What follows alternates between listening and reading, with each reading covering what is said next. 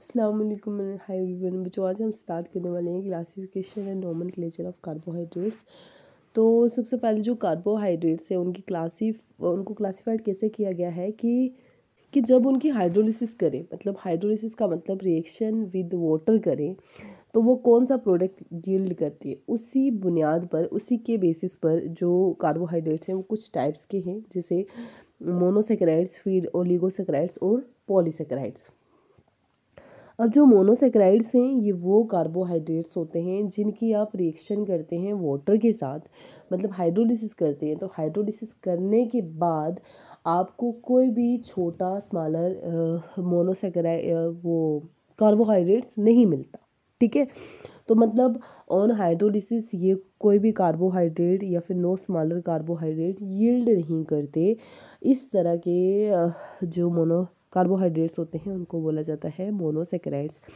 Example में हमारे पास है glucose, fructose, galactose, mannose, xylose etcetera.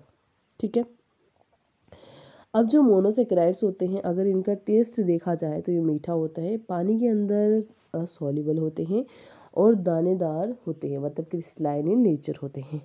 अब इनमें 3 से लेकर 8 कार्बन एटम हो सकते हैं और एल्डिहाइडिक ग्रुप भी हो सकता है और कीटोनिक भी हो सकता है। जैसे ग्लूकोज का फार्मूला है C6H12O6 और वहीं फ्रक्टोज का भी है C6H12O6। और दोनों में अंतर क्या है कि जो ग्लूकोज है उसमें एल्डिहाइडिक ग्रुप है और जो फ्रक्टोज है उसमें कीटोनिक ग्रुप है। ठीक है, उसके बाद जो मोनोसेकेराइड्स हैं ये 2 तरह के हो सकते हैं, मतलब ये एल्डोजिस भी हो सकते हैं, कीटोसिस भी हो सकते हैं। एल्डोजिस वो होते हैं जिनमें एल्डिहाइडिक ग्रुप होता है। अगर मोनोसेकेराइड्स में एल्डिहाइडिक ग्रुप प्रेजेंट है तब उनको बोलेंगे एल्डोजिस। अगर मोनोसेकेराइड्स में कीटोनिक ग्रुप प्रेजेंट है तब उसको बोलेंगे कीटोसिस। ठीक है, तो ये जो यहाँ पर इन सब में आप देखिए एल्डोट्राइओज, ठीक है, टेट्राओज, पेंटाओज, हेक्साओज, सब में देखिए आप CHO प्रेजेंट है और इन सब में देखिए CO ग्रुप प्रेजेंट है कीटोट्राइओज में। ठीक है, और टेट्राओज, पेंटाओज, हेक्साओज वगैरह में। ठीक है, उसके बाद ओलिगोसेकेराइड।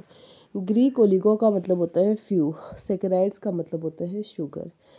तो ये वो कार्बोहाइड्रेट्स होते हैं जिनकी आप पानी के साथ जब रिएक्शन करते हैं या उसी को केमिस्ट्री के लैंग्वेज में हाइड्रोलिसिस बोला जाता है, तो वो 2 से लेकर 9 मोनोसेकेराइड यूनिट जो हैं वो यील्ड करते हैं।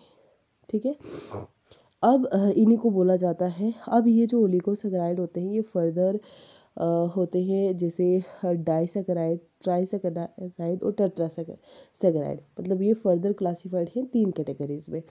डाइसेकेराइड कौन से होते हैं भाई, जब जिनकी हाइड्रोलिसिस करो तो वो 2 मोनोसेकेराइड हमें दे। ठीक है, जैसे फॉर एग्जांपल ग्लूकोज, फ्रक्टोज।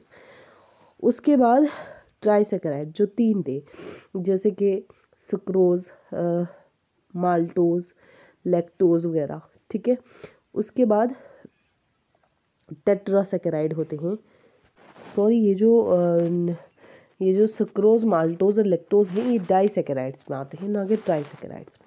ट्राइसेकेराइड्स में हमारे पास जो एग्जांपल है, मतलब डाइसेकेराइड नाम कैसे पड़ा कि जब भी आप हाइड्रोलिसिस करो, जैसे जो चीनी होती है, सुक्रोज होता है, जब उसकी हाइड्रोलिसिस करते हो तो हमारे पास ग्लूकोज और फ्रक्टोज, इसी तरह माल्टोज, लैक्टोज की भी ग्लूकोज और फ्रक्टोज ही मिलता है।